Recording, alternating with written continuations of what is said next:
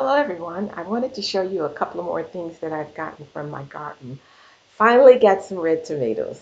And if you have never had a fresh tomato, you should grow some because you don't know what tomatoes taste like. These are amazing. And it was time to start digging up my potatoes. So I had my work cut out for me this day.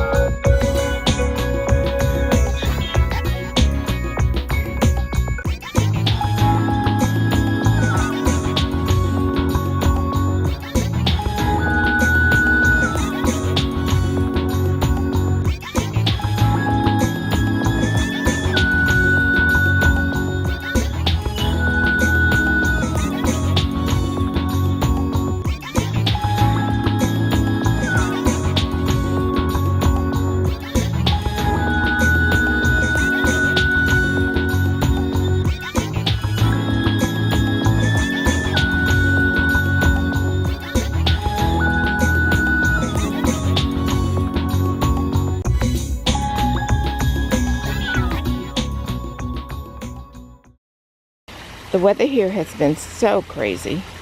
It has been hotter than usual for longer periods of time. And my potatoes had turned brown, so I decided to go on and harvest them.